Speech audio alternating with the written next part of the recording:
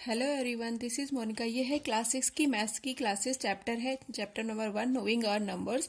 Exercise 1.2 आज हम फिर कंटिन्यू करेंगे विद क्वेश्चन नंबर 5। चलिए देखते हैं क्वेश्चन नंबर 5 क्या कह रहा है।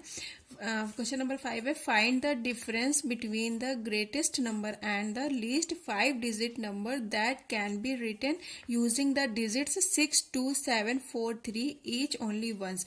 तो इस क्वेश्चन में कह रहा है कि हमें डिजिट दी हुई है 6, 2, 7, 4, 3, ये 5 डिजिट दी हुई है।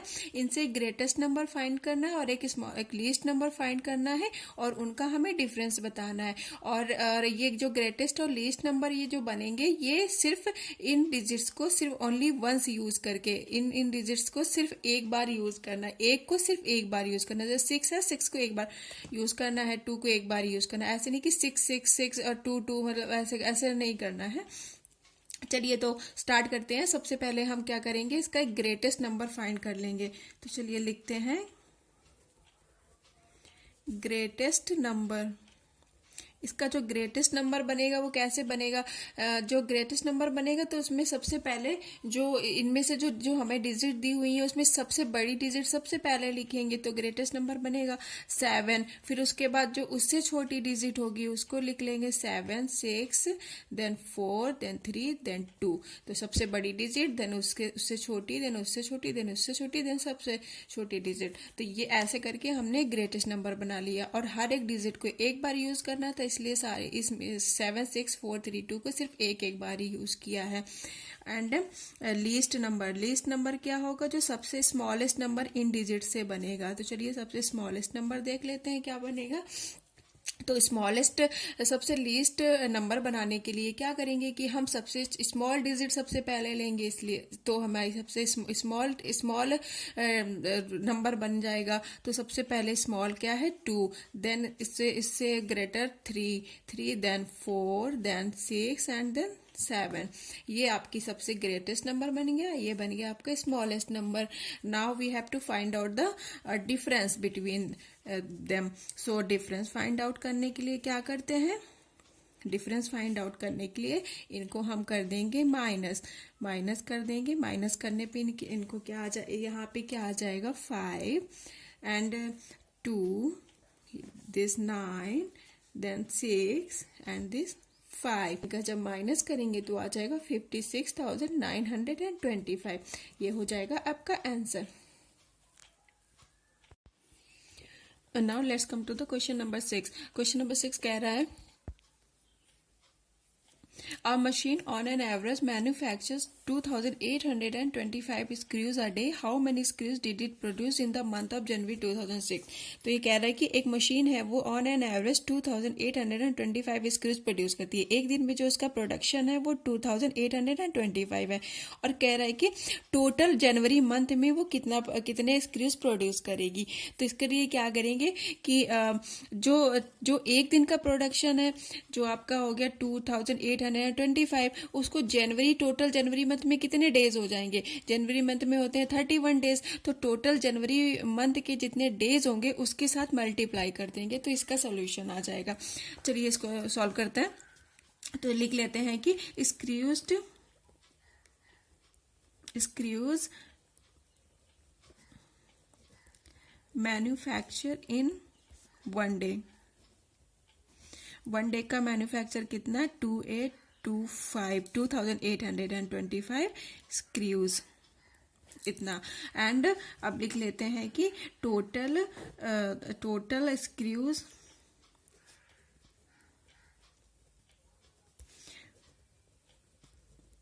Produce in the month of January. In the month of January पूछ रहा है तो क्या करेंगे, जो 1 डे का स्क्रूज था इसको हम मल्टीप्लाई कर देंगे total days in January month.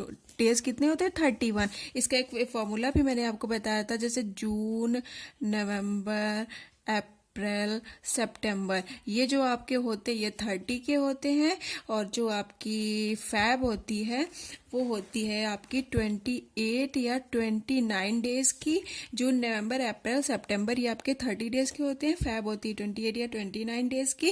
और जो बाकी जो रिमेनिंग जो मंथ बचे वो आपके सारे 31 के हो जाते हैं।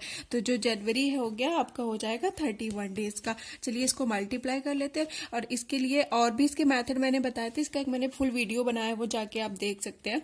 तो इसके और थ्री ट्रिक बताई थी कि किस मंथ में कितने डेज होते हैं ये फाइंड आउट करने के लिए। तो चलिए इसको अब कर लेते हैं मल्टीप्लाई। तो 1 से मल्टीप्लाई करेंगे तो ये आ जाएगा 5282। नाउ 3 से मल्टीप्लाई करेंगे 5 and 3 15, 3 2 6 1 7, 8 3 24 24 और ये हो जाएगा 24 हो जाएगा। एंड 3 इंटू 2 हो जाएगा आपका 6।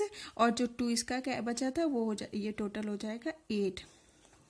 एंड नाउ इसको ऐड कर लेते हैं 5 2 7 8 7 हो जाएगा 15 एंड 4 2 6 एंड 1 7 एंड 1 8 ये 8 ये हो जाएगा। ये तो 87,575 स्क्रूज ये आपका प्रोडक्शन हो जाएगा इन द मंथ ऑफ जनवरी। ये इसका आंसर हो जाएगा।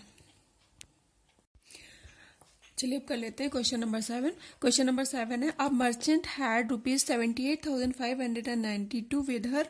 She placed an order for purchasing 40 radio sets at ₹1200 each. How many money will remain with her after the purchase. तो इसमें कह रहा है कि एक मर्चेंट है, उसके पास टोटल 78,592 इतने रुपीज हैं और उसने 40 रेडियो सेट परचेज करने का एक ऑर्डर प्लेस किया है। और उस रेडियो सेट में जो एक रेडियो सेट का जो वैल्यू है वो है 1200। एक जो रेडियो मिलेगा वो 1200 रुपए में मिलेगा, 1200 रुपीज में मिलेगा। ठीक है, तो कह रहा है कि जब वो पूरे रेडियो परचेज कर लेगा तो उसके पास कितने पैसे बचेंगे। तो चलिए इसको सॉल्व कर लेते हैं। सबसे पहले हम पहले इसको सारा राइट डाउन कर लेते हैं कि total money with merchant, total money with merchant. Merchant के पास टोटल कितनी मनी है, ₹78,592। ये हमने राइट डाउन कर लिया। अब क्या करना है, अब क्या करेगा कि टोटल रेडियो उसको कितने रेडियो परचेज करने हैं पहले ये लिखे हम।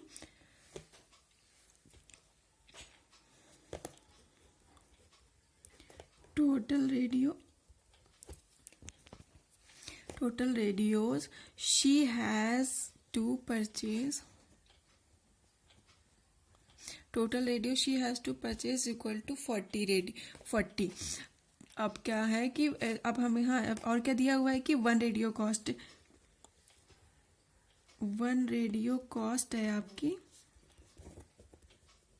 1200 रुपीज। जो वन रेडियो कॉस्ट है वो 1200 रुपीज है। अब क्या करेंगे, अब हम सबसे पहले निकालेंगे कि जो 1200 जो 40 रेडियो हम परचेज करेंगे उसमें टोटल मनी कितनी स्पेंड होगी। तो मनी कितनी स्पेंड होगी ये निकाल लेते हैं। मनी स्पेंड निकालने के लिए जो वन रेडियो कॉस्ट है इसमें हम टोटल हमें कितने रेडियो परचेज करने हैं उसके साथ मल्टीप्लाई कर देंगे। तो इसको मल्टीप्लाई करने से ये आ जाएगा 48,000। इतने रुपये हमें खर्च करने पड़ेंगे तब हमको 40 रेडियो हम परचेज कर पाएंगे। ठीक है, अब 40 रेडियो हमने परचेज कर लिए, 40 रेडियो हमने परचेज कर लिए 40 रेडियो परचेज कर लिए 48,000 रुपीज़ में। अब हमारे पास मनी कितनी, अभी पूछ रहा है मनी कितनी बचेगी है। तो रिमेनिंग मनी कैसे निकालेंगे, रिमेनिंग मनी हो जाएगी आपकी, रिमेनिंग मनी क्या हो जाएगी कि टोटल मनी माइनस जो आपकी मनी स्पेंड हुई है, मनी स्पेंड मनी। तो टोटल मनी आपकी क्या हो जाएगी, टोटल मनी कितनी हुई थी 78,592। 78,592 इसमें से जो हमारी मनी स्पेंड हुई है उसको हम कर देंगे माइनस। इसको माइनस कर देने से हमारे पास आ जाएगा 30,592। ये हमारे पास पैसे रिमेनिंग बचेंगे। ये हो जाएगा आपका answer. Now let's start question number 8. Question number 8 है a student multiplies 7236 by 65 instead of multiply by 56. By how much was his answer greater than the correct answer? तो इसमें कह रहा है कि एक स्टूडेंट है, उसको मल्टीप्लाई करना था 7236 को मल्टीप्लाई करना था 56 से, बट उसने 7236 को 65 से मल्टीप्लाई कर दिया. तो कह रहा है कि इनके जो जो रॉन्ग आंसर होगा वो करेक्ट आंसर से कितना ज्यादा आ गया, कितना ज्यादा आ गया होगा. तो चलिए इसको सॉल्व कर लेते हैं. सबसे पहले हम क्या करेंगे कि हम देखते हैं कि उसका रॉन्ग आंसर आया कितना होगा. तो सबसे पहले निकालते हैं रॉन्ग आंसर. जो रॉन्ग आंसर होगा 7236 को उसने 65 से मल्टीप्लाई जो किया होगा, देखते कितना आया होगा. 6 5 and 30 and 5 3 15 15 16 17 18 and 5 2 10 10 and 1 11 and 35 and 1 36. ये हो गया. ठीक है, अब इसको क्या देंगे 6 6 36 and 18 18 and 3 18 19 20 21 2 and 6 and 2 12 12 and 2 हो जाएगा 14 एंड ये हो जाएगा 43. ठीक है, ये आपका. अब देखिए इसका मल्टीप्लाई कितना आता है 4, यहाँ पे आ जाएगा 3074. ये आपका रॉन्ग आंसर आ गया होगा. ठीक है, तो रॉन्ग आंसर. आप निकालते हैं कि करेक्ट आंसर क्या होना चाहिए था. करेक्ट आंसर के लिए 7236 को अब हमें मल्टीप्लाई जो करना, तो इससे मल्टीप्लाई करेंगे तो आएगा 61434 एंड 5 को इससे मल्टीप्लाई करेंगे तो आ जाएगा आपका 0 8 1 6 एंड 3. अब इसको ऐड कर लेते हैं.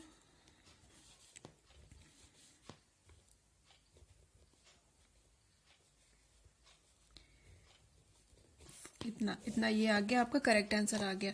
ठीक है, अब हमको क्या बताना था, डिफरेंस. हमें डिफरेंस बताना था कि उसने अगर जो उसने रॉन्ग आंसर निकाला है उसका करेक्ट आंसर से वो कितना डिफरेंस होगा. तो चलिए डिफरेंस निकालने के लिए हम क्या करते हैं, डिफरेंस निकालने के लिए हम माइनस कर देते हैं. डिफरेंस निकालने के लिए हम जो उसका रॉन्ग आंसर आया था 4,70,340 को 4,05,216 से इसको माइनस कर देंगे. चलिए इसका आ जाएगा आंसर. 10 में से 6 गया, हो जाएगा आपका 4. यहाँ बचा 3 3 में से 1 गया 2 एंड 3 में से 2 गया 1 एंड यहाँ पे 10 10 में से 5 गया 5, यहाँ बचा था 6. तो इसका जो आंसर हो जाएगा 65,124. ये उसका आंसर हो जाएगा. ये डिफरेंस आ गया. जो उसका रॉन्ग आंसर निकाला और जो उसका करेक्ट आंसर होना चाहिए था, उनमें से जो डिफरेंस आएगा वो आएगा ये आपका हो जाएगा आंसर.